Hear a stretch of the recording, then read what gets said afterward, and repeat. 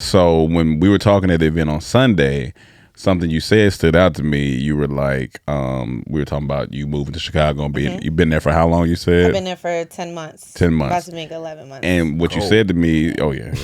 Cold. I can't do that. But I was thinking cold in a good way. You know, like, we I mean, like that's yeah, cold. it's I'm cold. happy you went It's because great. I go for what I want in life, but it's cold. I'm from Miami. That's cold. I got you. But you said this version of me is perfect for the Chicago move, and that really stood out to me. And so I just kind of wanted to talk about, which I think is part of this podcast too, is just learning yourself. So when you said this version of me, what was the other version of you? Right.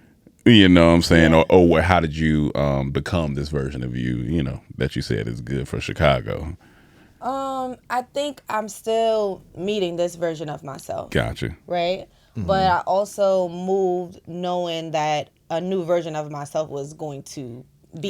Got you. You were looking to change something. Yeah. It's not even looking to change. It's just like, it was going to have to happen. Gotcha. Yeah. I can't be the same person that I am here just because my circumstances are going to completely change. Mm-hmm. Yep. You know? So it was that too. It was like, oh shit, like I'm about to meet this new version of myself. Yeah. And that made me super excited for the move because I was like, I'm going to be challenged in ways that I don't feel like I'm usually challenged. Yeah. Mm-hmm.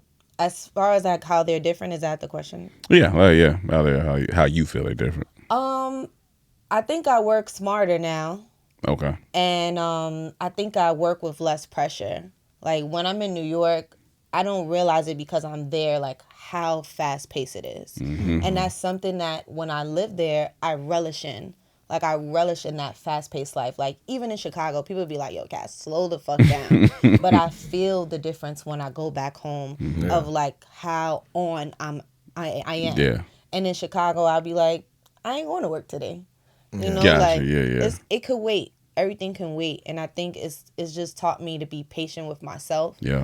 And I'm just kinder to myself, where I'm just like, it's okay to just enjoy your life, and you don't have to focus on creating all the time or doing the next thing. Like I'm letting things come to me a little bit more easily versus in New York. I'm getting to it. Did you felt guilty if you wasn't working sometimes? Oh yeah. Yeah. I think we all go through that as entrepreneurs. It's like, damn, I ain't did shit today. But I gotta go do something. I gotta go do something. Yes, for sure. Gotcha.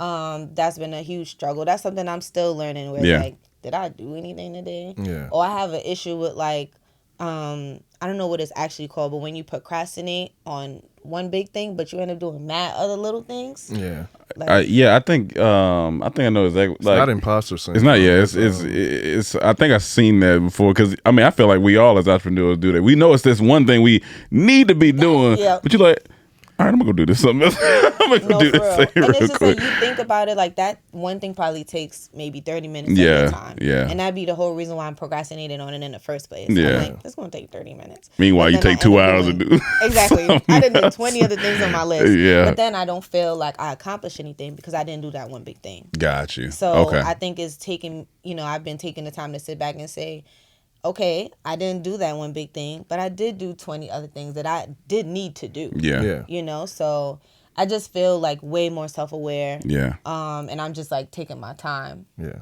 What made you move to Chicago? Why Chicago?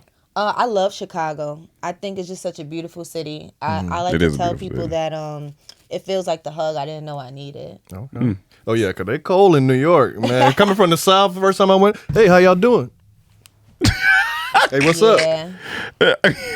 Nothing. It's cold. Hey, order already. What you want? Fuck out of here. Oh, God damn. Like, hold on. I just got in here. Can I make a decision? Hold on. So I get that. I don't want to dismiss your experience. I'm not going to dismiss your experience. So, but also you love it. You love it too because it's real. It's raw. Yeah, you know what I'm saying? So you love it. But no, Chicago. The first time I went with my mom, and I was like, this. Out of the cities in the United States, it has one of the most beautiful architecture. Like landscape is crazy in Chicago. I was gonna ask though, are you a routine person?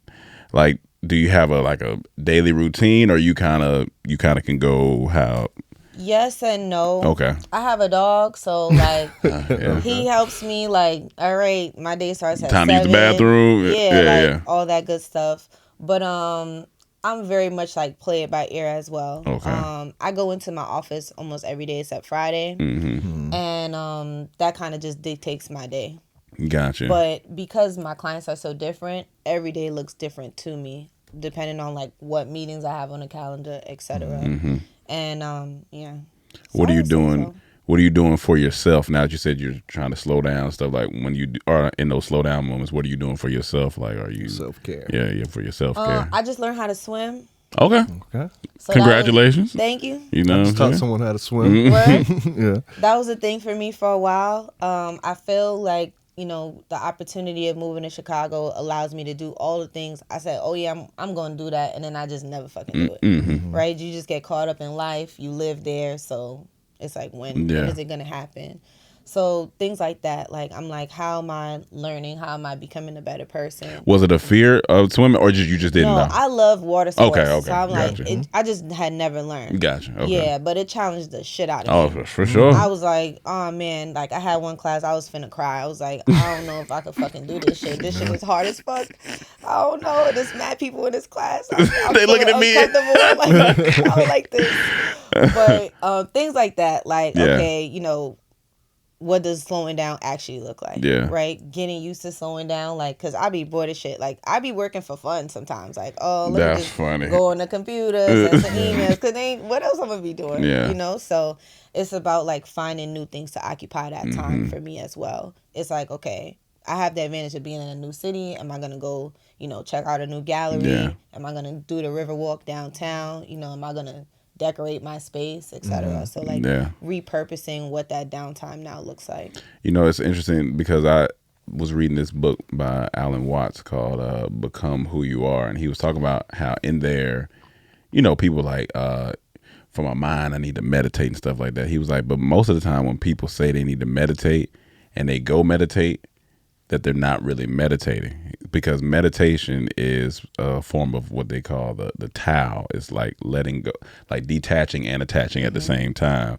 He said now take for instance, when you're out walking and you're talking and you're tying your shoe as you talk, he said you're meditating because I love that. you're not thinking about it. It's second nature. He said, so most of the things that we do in life, we're meditating, but people have put this whole stigma on, I gotta sit down in a Zen mode and meditate. And it really, I was like, he's like, when you chopping onions or what, like you doing what you're supposed to be doing, but that's meditate. You're not thinking, you're not attached to it, you're not detached from it, you just being, you know what I'm saying? So that, you know, you going to do swimming, that's a form of, you know, you challenging yourself, you know what I'm saying, or just taking a walk, you know what I'm saying, stuff like that. So I think that just helped me realize, like, oh, a lot of stuff we are meditating, but we just not calling it meditation, which was interesting. Think about therapy and how, like, what an interesting perspective. Thank you for sharing that. No problem. But just how, like, therapy is not actually therapy in the sense of, like, when you're sitting down with your therapist, you don't get to actually practice therapy until you leave. Right? So it's a kind of a similar concept where it's like, when I do meditate and take that time to listen to audio and stuff like that it matters, but only because it's going to influence when I am doing something else and I'm like, okay, I need to take a second, you know, or thinking about what was said to me, where I can now put this into practice and doing that whole letting go thing. I think they also call it like the flow state. That's like when you're working and you're not even thinking about nothing. You'll look up, you're like, oh shit, I've been working for like an hour. That's what I love about this podcast. It's therapy for us. Because we're talking about what we're going through, or bring people on, we talk about them. So it feels great. I think lastly, for anyone out there who is maybe thinking about moving and thinking about finding this new version of themselves, do you have any advice on like moving to a new city and pursuing that whole just thing to try to find this new person who they trying to be? Okay. Ooh, let me think about that. Just gotta have that dog in you. Gotta have that dog in you. Gotta have that Harlem in you. I mean, a lot of it is like what do I want to, how do I want to feel when this is over? Right? Like, when you say this, life anything. or anything. Okay, anything, gotcha. this next moment, this next journey that I'm on, like this next phase of my life, like what do I want to say? Like, I want to look back and be like, I fucking did that. Yeah. You know, like I conquered that city. I was my best self. And so in order for me to say that, what does that require of me? Gotcha. And I think it's about being prepared to consistently ask yourself that question. Because I think sometimes we go into something and we pep talk ourselves, right? And we like, I'm ready to go. But then you're doing it and you don't ever stop to say, am I still on track? You know, to level set with yourself of like, is it still what I want to do? Am I still feeling good about this? That's my biggest thing, is like being able to kind of just level set with yourself consistently. But putting yourself out there, like, don't go to not go.